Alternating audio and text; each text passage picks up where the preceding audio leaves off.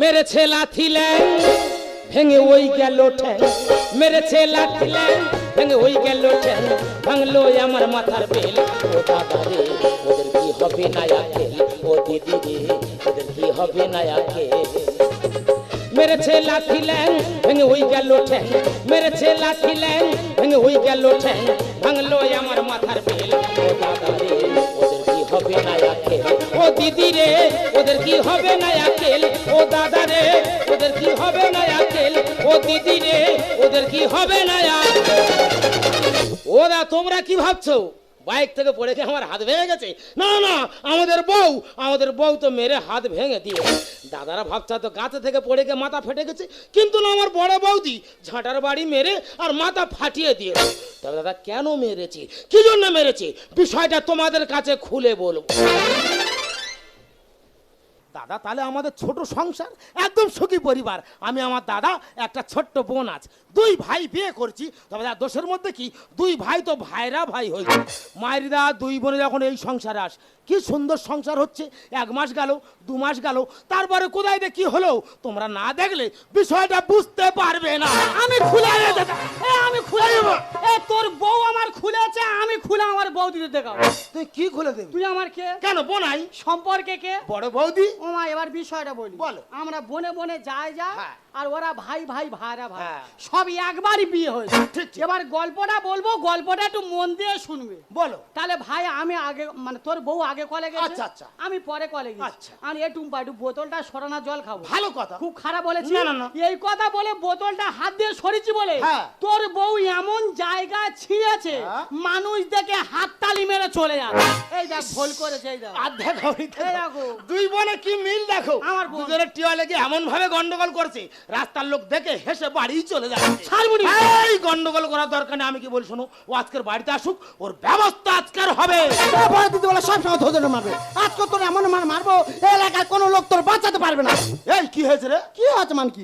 তুমি কি শব্দ আমার দেখতে পাও? আর তোমার বৌদি কি ধর তুলসী পাতা? এই তাই, এটা আমার বৌদি, এটা তো দিদি নয়। ওর বাবায় জন্ম দেবে, ওর বাবা ঠিক আছে। ওর যদি বাবা ঠিক থাকতো, আমি তোর নিজের বড়দি, তাহলে আমার সঙ্গে কি করে ব্যবহার করতে হয় সে জ্ঞানটা থাকতো না। ও বৌদি, তোমার বোন যখন হয়, তোমার বাবা কি ঘরে ছিল? আমার বাবা কে, তোর বাবাটা কে রে? এ বাবা, আমাদের দুজনের বাবা তো একটা। এবারে কে রো বুঝতে পারিনি রে। ভালো, রাগ ঘরে নিজের রক্ত নিজে খাচ্ছি রে। আমি কি ডাইনি তৈরি হয়েছি রে বাবা, বুঝতে পারিনি রে বাবা রে। ছিছি রে। আসলে ভাই কি হয়েছে, এখন এই সম্পদের মেলা। আর বাবা এখন কি হয়েছে? না, এখন বিষয়টা হচ্ছে সেই যখন ঝগড়া বেঁধেছে, আমি এক সংসারে থাকবো না, আজকের থেকে আমি আলাদা। দেখো বৌদি, একটা কথা বলি শোনো, দাদা তো বাইরে কাজে গেছে, দাদা বাড়িতে আসুক, তারপরে যার সম্পত্তি আছে সব সমান ভাগে ভাগ করা হবে। না ভাই, আমি এক এক করে বলবো, তুই এক এক করে আমার ভাগ করে বলো। তাহলে ভাই, আমার একটা মুরগি আছে। আচ্ছা। ওমা, আমার নিজের ছোট বোন আমার যা, ওর একটা মোরগ আছে। না না, আচ্ছা আচ্ছা। ওমা, তোমরা সন্ধ্যে সাথে মুরগি ছাগল ছাড়ো তো? তাহলে মা, আমি মুরগি ছেড়ে দিছি, আর ও তো অবলা প্রাণী, কাকার কাকার গো ডেকে ওর মোরগের কাছে গেছে। আচ্ছা। ওমা, মুরগি যদি মোরগের কাছে যায়, আমি কি ধরে রাখবো? তা মোরগ মুরগি ছেড়ে দিলে এক জায়গায় হবে না? এই এতে অসুবিধা কি হচ্ছে? দিদি গো, অসুবিধা কেন হবে না? ঠিক সন্ধ্যাবে মুরগিটা ছেড়ে দেবে, ককর ককর করে আমার মুরগির কাছে যাবে। সকালবেলা ওর মুরগি ডিম পারবে, আমার মোরগ চুনা হাঁকবে। ও বৌদি, গন্ডগোলটা কোথায় আর বুঝতে পারেছো? বৌদির মুরগি ডিম পেড়েছে, আমাদের মোরগ তো চুন হাঁক দিয়েছে। দেখো বৌদি, একটা কথা বলি শোনো, দায়িত্ব যখন আমি নিচ্ছি, আমি ভাগ করে দিচ্ছি। ঠিক আছে। দেখো মুরগি তোমার, তাহলে একটা মাত্র ডিম, তুমি এক কাজ করবে, ডিমের কুসুমটা তুমি নেবে, আর ডিমের খোলাটা তুই নিবে। শোনো, আমি কোনো কথা শুনবো না, পুরো গোটা ডিমটা আমি নেবো। ধর বাবু, কাঁদুনি, গালের অবস্থা কাঁদুনি। যাক ভাই, নিজে হারলে ঝগড়া পাল। আচ্ছা, এবার ঠাকুর ঘর ভাগ হবে। ঠাকুর ঘর ভাগ? হ্যাঁ মা, যায় যখন আল হবে ঠাকুর ভাগ করে নেবে, না তো ঠিক সন্ধ্যেবেলা হবে, ঠিকই ছেড়ে বাঁধবে, আমি ঠাকুর ঘর ভাগ করে নেবো। আচ্ছা, ঠাকুর বলতে কি ঠাকুর আছে? কেন, হর পার্বতী মানে শিব দুর্গা। শিব দুর্গার মধ্যে তোর বউ কোন ঠাকুর নেবে? আচ্ছা, ও নিজে মুখ ফুটে বেঁচে নিবে। দাদা চিন্তা করতে পারো, ঠাকুর ঘর নাকি ভাগ করবে? দাদা এখন দেখো প্রত্যেকটা গ্রামে একটা করে ঠাকুর ঘরে 2-3 বার পূজা হচ্ছে, আমাদের বাড়িও ঠাকুর ভাগ হবে। এই দেখো হ্যাঁ? তুমি খুব ভালো করে জানো শিব ঠাকুর আমি খুব ভালোবাসি, আচ্ছা। ওই শিবটা আমি নেবো। সে বৌদিরা আমার পজিশন থেকে বুঝতে পারছে তুমি শিবকে কতটা ভালোবাসো। তাহলে ভাই কথাটা ইয়াদ রাখ, মানে? মানে ভালো করে শুনে রাখ। আচ্ছা। তোর বউ শিব ঠাকুর নেবে। হ্যাঁ। তাহলে তুই তোর বউকে বলে দে হ্যাঁ। ওর ওই বুড়ো শিব হ্যাঁ। যেন রাতের অন্ধকারে লুইকে লুইকে আমার মা দুর্গার কাছে না আসে। দাদা চিন্তা করতে পেরেছো, বিচার আর করবে ঠাকুর দেবতা তারা কোথায় কখন এক জায়গা হবে তোমাদের কাছে বলে হবে। হ্যাঁ রে, ও ঠাকুর তো আলাদা করা। হ্যাঁ? আমি মা দুর্গার ভালো মন্দ মিষ্টি ফল দিয়ে পুজো দেবো, আচ্ছা। ও শিব লুইকে খাবে, মানবো কেন?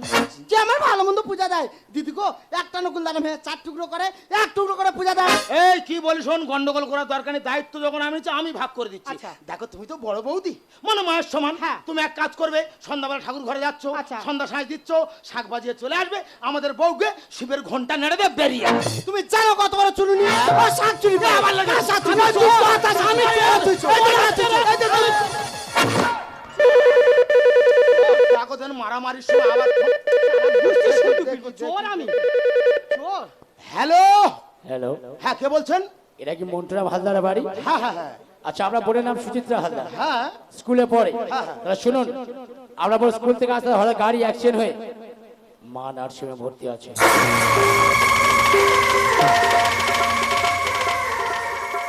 কি রে ভাই চুপ করে আছিস কেন, কি হয়েছে? আরে কে ফোন করেছিল? বৌদি, আরে কি হয়েছে বল? আমাদের ছোট বোন সুচিত্রা সুচিত্রা? স্কুল থেকে আসার সময় গাড়ি অ্যাক্সিডেন্ট হয়ে মা নার্সিংহোমে ভর্তি আছে। দেখ ভাই, সম্পত্তি আমাদের, আমরা সবাই নিজের মানুষ, আমরা যে কোনো সময় সম্পত্তি ভাগ করতে পারবো, কিন্তু এই মুহূর্তে আমাদের বাড়ি বিপদ। আমি চলে যাচ্ছি, তুই আর শ্যামলী আমার সঙ্গে চলে আয়। কে জানে কগনটা পাবি রে জীবনটা, কে জানে কগনটা পাবি রে জীবনটা, যেটুকু চোখে হয় মনে ধরে নিয়ে যা, যে মনে মন দিতে যা দিয়ে যা দিয়ে যা। কে জানে কগনটা পাবি রে জীবনটা, কে জানে কগনটা পাবি রে জীবনটা, যেটুকু চোখে হয় মনে ধরে নিয়ে যা, যে মনে মন দিতে যা দিয়ে যা দিয়ে যা। কে জানে কগনটা পাবি রে জীবনটা, কে জানে কগনটা পাবি রে জীবনটা, কে জানে কগনটা পাবি রে।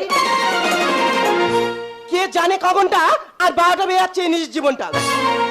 লেখাপড়া শিখে চাকরি এসে এমন একটা চাকরি খুঁজে নিয়েছি, ঘন্টার পর ঘন্টা সময় চলে যাচ্ছে, নিজে বুঝতেই পারছি না। এই নার্সিংহোমে প্রত্যেক দিন কত মানুষ মারা যাচ্ছে তার ঠিক ঠিকানা নেই। আচ্ছা তোমরাই বলো তো, আমি তো একটা ইয়াং মেয়ে, আমার মনে একটি প্রেম জাগে, ভালোবাসা জাগে, কার সঙ্গে 2 মিনিট কথা বলবো সেই সময়টুকু আমার নেই। সত্যি এই জন্য লোক কথা বলে, এরই নাম জীবন। বিশেষ ঘোষণা, ঘোষণাটি মনোযোগ দিয়ে শুনবেন। একটু আগে সুচিত্রা হালদার নামের যে মেয়েটি গাড়ি অ্যাক্সিডেন্ট হয়ে মা নার্সিংহোমে 7 নম্বর বেডে ভর্তি ছিলেন, বেডের দায়িত্বে যে নার্স ছিলেন দয়া করে বেডে কাছে চলে আসবেন। মেয়েটি একটু আগে মারা গেছে।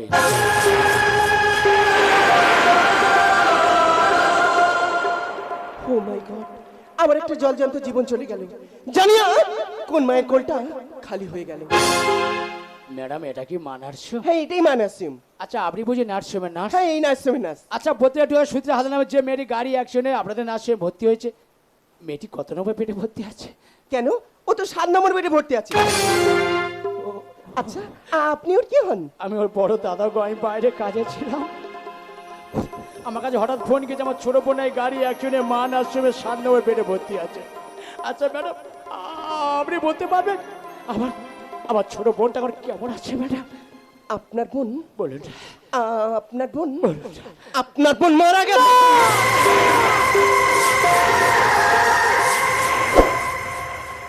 না না না, আপনি মিথ্যে বলছেন, আপনি মিথ্যে বলছেন। আপনি কাকে থেকে কার সাথে গুলিয়ে ফেলছেন ম্যাডাম? ম্যাডাম ম্যাডাম ম্যাডাম, আমি আপনাকে 2 হাত জুড়ে মিনতি করে বলছি, আপনি আমাকে সত্যি করে বলুন না। বোন ছাড়া আমার জীবনে আপন বোন তার কেউ নেই ম্যাডাম, তাই আপনাকে 2 হাত জুড়ে মিনতি করে বলছি, আপনি সত্যি করে বলুন না আমার ছোট বোনটা কেমন আছে ম্যাডাম, আপনি বলুন না, আপনি বলুন না ম্যাডাম। জানেন কথাটা কঠিন হলো, এটাই বাস্তব, আপনার বোন মারা গেছে। আপনার বোন যখন স্কুল দিয়ে ফিরছিল, যে গাড়িটার সঙ্গে আপনার বোনের অ্যাক্সিডেন্ট হয়, সেই গাড়িটার চাকা আপনার বোনের বুকের উপর দিয়ে গিয়ে আপনার বোনের বুকের লাশটা ফেটে আপনার বোন মারা যায়। আমরা অনেক চেষ্টা করেছি কিন্তু আপনার বোনকে বাঁচাতে পারিনি, তাই আপনার বোনের লাশটা বেরিয়ে দিয়েছি, আপনি ওকে নিয়ে বাড়ি ফিরে যান। জানেন ম্যাডাম, আমার মা যখন মারা যায় না, আমার এই ছোট বোনটা বয়স ছিল তখন 6 মাস।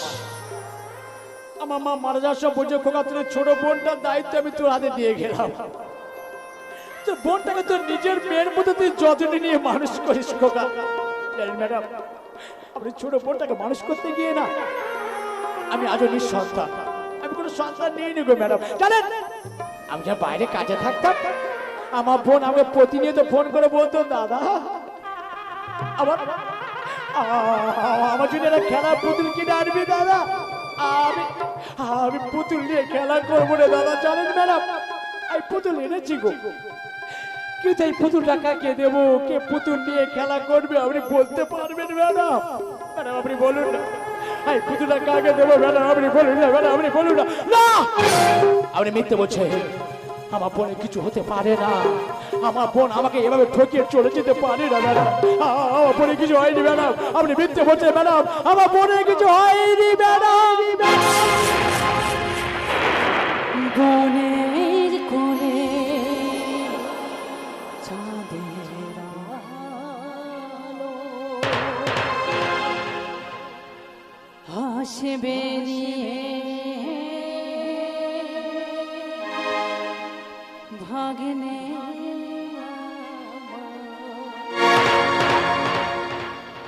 হদ হদ করে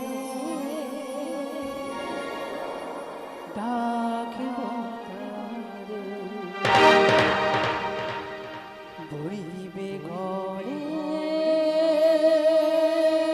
খুশির জোয়ার। বুকুটা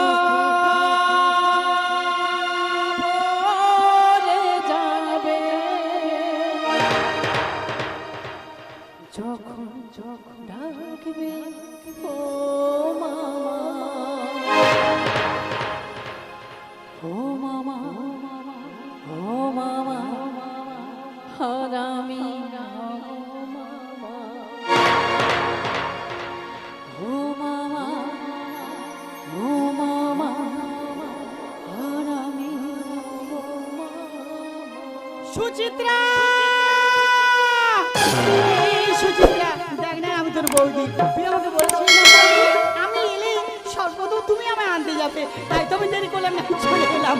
সুচিত্রা, চুপ, একদম চিৎকার করবে না, দেখছো আমার ছোট বোনটা ঘুমাচ্ছে, ঘুমাচ্ছে, তুমি অসময় চিৎকার করলে অসময় ঘুমটা ভেঙে যাবে, ভেঙে যাবে। তুমি কেন বোঝো না সামনের ফাইনাল পরীক্ষা, পরীক্ষা ওর অসময় ঘুমটা ভেঙে গেলে শরীরে কষ্ট হবে, ও পরীক্ষা লিখতে পারবে না, পরীক্ষা ফেল করবে, সারা বছর স্বপ্ন মাটির সাথে মিশে যাবে। আমি তোমার কি বলে গিয়েছিলাম, যে আমার ছোট বোনের দায়িত্ব আমি তোমার হাতে দিয়ে গেলাম। আমার বোনটা তোমার নিজের ননদ নয়, নিজের মেয়ের মতো করে দায়িত্ব নিয়ে তুমি লক্ষ্য রাখবে, মানুষ করবে। তুই বলেছিলে তোমার ছোট বোনটাকে আমার নিজের মেয়ের মতো আমি দায়িত্ব নিয়ে মানুষ করবো। তবে কেন, কেন সুন্দর দেহটা পাথর হয়ে গেছে, কেন কথা বলছে না? বলো তুমি কি দায়িত্ব নিয়েছো, বলো তুমি কি দায়িত্ব পালন করেছো, তুমি বলো না। এই উত্তর দাও না, তুমি বলো না, এই তুমি উত্তর দাও না। আমি তোমরা কেউ মানুষ নও, তোমরা সবাই অমানুষ, তোমাদের মধ্যে মান হুঁশটা হারিয়ে গেছে, তাই তোমরা কোনো মানুষ হতে পারোনি। তোমরা সবাই স্বার্থপর, তোমরা সবাই স্বার্থপর, স্বার্থপর। হ্যাঁ স্বার্থপর, শুধু আমি কেন, এই পৃথিবীর প্রত্যেকটা মানুষ স্বার্থপর। প্রত্যেকটা মানুষ প্রত্যেকের বুকে হাত দিয়ে বলুক তো, যে স্বার্থ ছাড়া কেউ কোনোদিন কারোর জন্য এক পা এগিয়ে যায় কি? দেখবেন স্বার্থের জন্য লোহা বইবে, কিন্তু বিনা স্বার্থে কেউ তুলো বইবে না। দেখবেন একটা স্ত্রী একটা স্বামীর কাছে আবদার করে, দেখো আমার ভালো শাড়ি কিনে দাও, ভালো গহনা দাও, যদি না দিতে পারে তাহলে স্ত্রীর কাছে স্বামী স্বার্থপর। একটা ছেলে একটা বাবার কাছে আবদার করে, বাবা আমার বাইক কিনে দাও, ভালো বাড়ি বানিয়ে দাও, যদি না দিতে পারে তাহলে ছেলের কাছে বাবা স্বার্থপর। ঠিক তেমনি আমি চেয়েছিলাম আমার সংসারে আমি আলাদা হবো, আমি সুখে থাকবো, আমি কারোর সঙ্গে মিলবো না, আমি কারোর ঝামেলা থাকবো না, আমি কারোর সঙ্গে চলবো না। আমি ওই স্বার্থপরটা করতে গিয়ে সুচিত্রাকে আমি হারিয়ে কিন্তু বিশ্বাস করো স্বার্থপর যদি করতে হয় আমি সংসারের সঙ্গে করেছি সুচিত্রার সঙ্গে নয় কারণ আমি যাকে নিজের মেয়ে বলে ভেবেছি সেই মেয়ের প্রতি তার মা স্বার্থপরিতা করতে পারে মেয়ের প্রতি তার মা স্বার্থপরিতা করতে পারে বলো কোনদিন পারে না। এই সুচিত্রা সবাই বিশ্বাস করে তুই তো বিশ্বাস করবি না যে তোর বৌদি তোর সঙ্গে স্বার্থপরিতা করে না। একবার বল না একবার একটু কথা বল না মুখের সামনে জবাব দে না সুচিত্রা। জানেন একটা কথা বলতে আজকে আমার খুব খারাপ লাগছে তবু বলতে হবে এই পৃথিবীতে না আপনি কোনো মানুষকে আপন ভাববেন না যখনই যে মানুষটাকে আপন ভাববেন সেই মানুষটা একসময় আপনার দুঃখের কারণ হয়ে দাঁড়াবে। ঠিক বলেছেন ম্যাডাম। জানেন আমার এই সংসার আমার ভাই আমার ভাইয়ের বউ আমার এই নিজের বউটাকে আপন ভেবে না আমার এই ছোট বোনের দায়িত্ব আমি এদের তুলে দিয়ে গেছিলাম কিন্তু আজ বাড়ি ফিরে এসে দেখি ম্যাডাম এরা কেউ আপন নেই ম্যাডাম এরা সবাই স্বার্থপর। এই স্বার্থ দুনিয়াতে না ভালোবাসার কোনো দাম নেই ম্যাডাম। যদি স্বার্থ দুনিয়াতে ভালোবাসার দাম থাকতো তাহলে জন্ম দেওয়া বাবা মা তার রাত কাটে ভিক্ষা করে খেত না তার বৃদ্ধাশ্রমে ঠাঁই হতো না ভাই ভাইয়ের থেকে আলাদা হয়ে যেত না বোন ভাইয়ের সম্পর্ক নষ্ট হয়ে যেত না আর এই ভালোবাসার দাম নেই বলে আজ অবহেলা আমার ছোট বোনটা হারিয়ে গেছে ম্যাডাম আমার ছোট বোনটা হারিয়ে গেছে সবার চেয়ে যে ছিল গপ আজ তা হয়ে যায়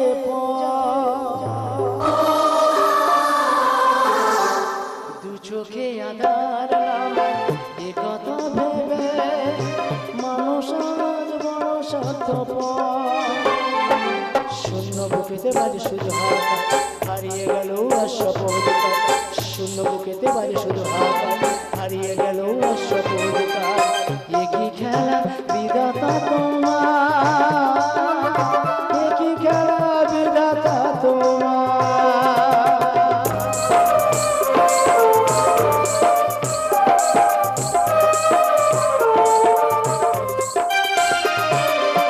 স্নেহপ্রীতি ভালোবাসা প্রকৃতির বন্ধন মিছে সব শাখালো জীবন মানে নাই মন তবু মেনে নিতে হবে এ সংসারে কেউ নয় আপন।